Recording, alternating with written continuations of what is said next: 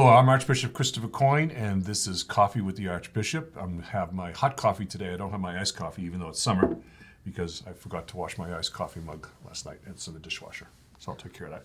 And joining me today is the pastor of St. Teresa of Calcutta Parish in Manchester, Father Marcin Pluciennik.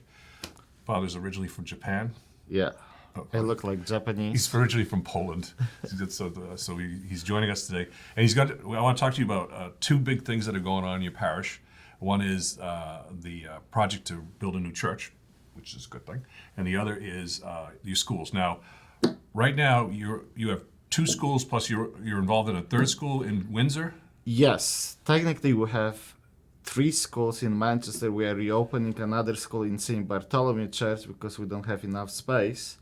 And then we are involved in managing St. Gabriel School in Windsor. Okay, I didn't know anything about St. Bartholomew. So now you got three schools in Manchester. Yes. And now you're going to help out in Windsor, yes, St. Gabriel School. Okay.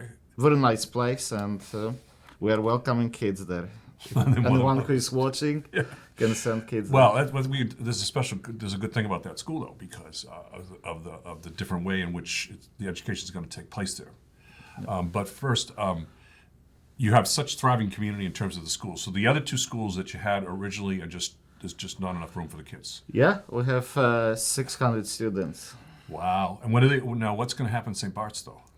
It will be pre-K 3 and pre-K 4. That low grades, kids, they will be there, and everything is prepared. We had already the school there years ago, and now we are reopening. We updated a little bit, and we are reopening, and we are ready to go. Okay, will you have any pre-K in the other schools then? Yes, in all of 4 schools we'll have pre-K 3 and 4.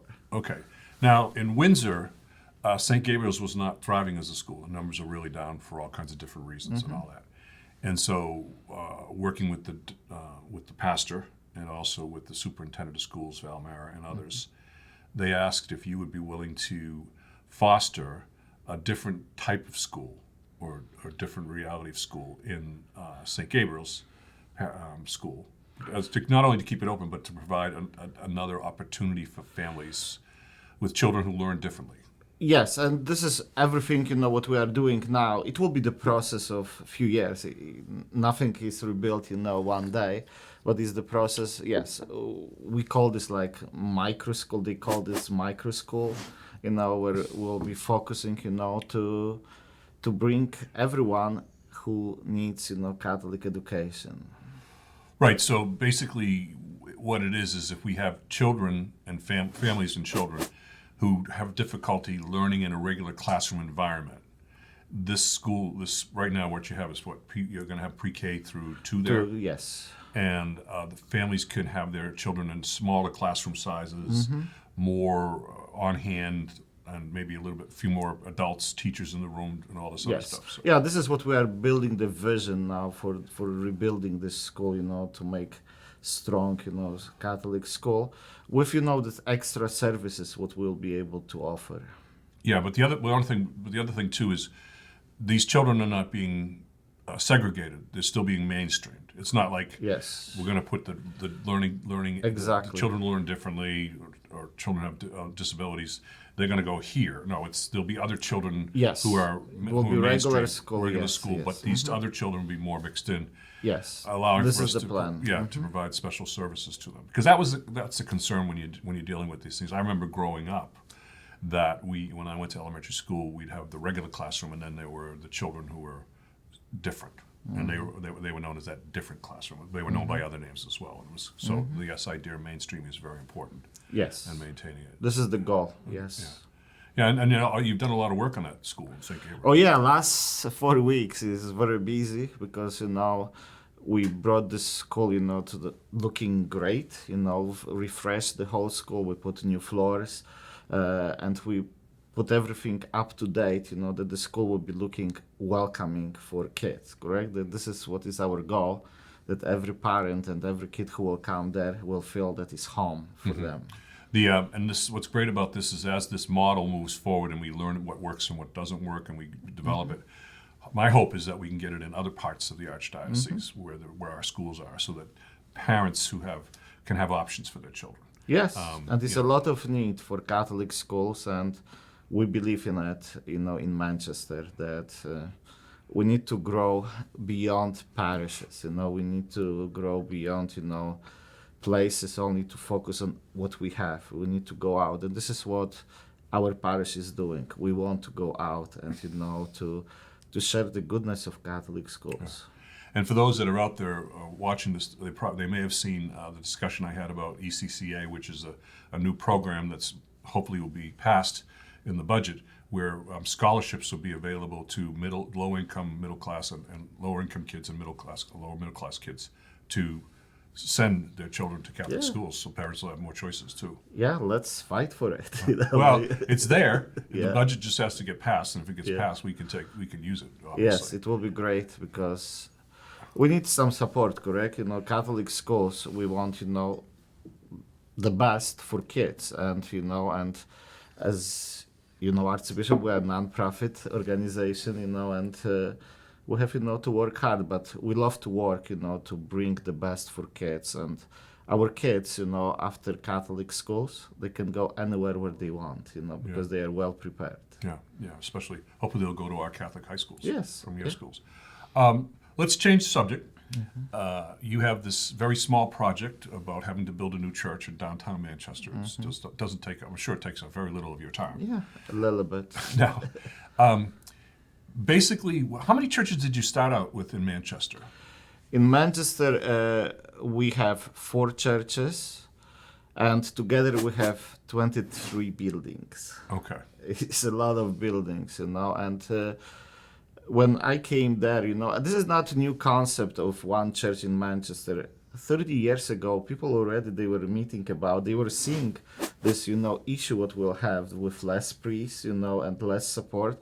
When I was in Manchester first time, we had 11 priests, and now 2 of us needs to do the work of 11 priests, full-time priests, what we had, 15, 16 years ago. Yeah. I was, when I was in Boston and I was teaching, I would help out on the weekends in a town called Medfield.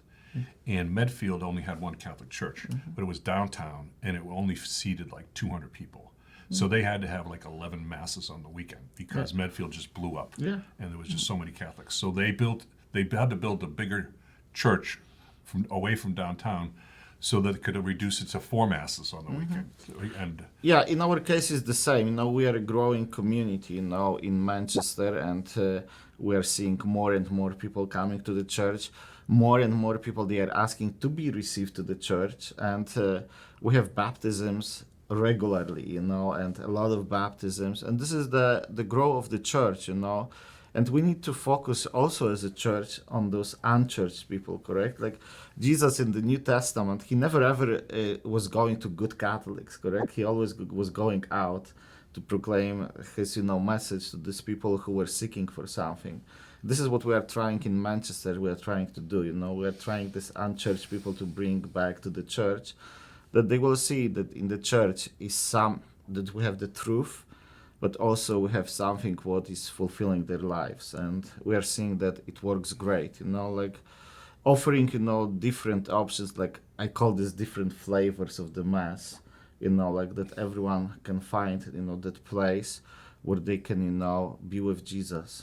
And so there's, there's basic reality of engaging the people so that they understand why they need to build a new church, which you've been doing now for a number of years. Yeah. And your parish council and others are, and your building committee and others are very much a part of it. And then looking at envisioning what you need, what you want to do, but you have to kind of do it within a framework of finances and things. Yes, we started with feasibility studies. We asked, some firm what wasn't related to any of us, to do the feasibility studies. What is feasible in Manchester to do to accomplish, 1,000 seats church, and this is what they did, this feasibility studies. And then, we were talking, and we engaged with some, we had some proposals, some vision. Well, the big thing was, 2 things was that working with you is you had to come up with a budget. Yeah. So we won't get the figures, but basically this is what you think through development and other things, this is the amount that you can raise.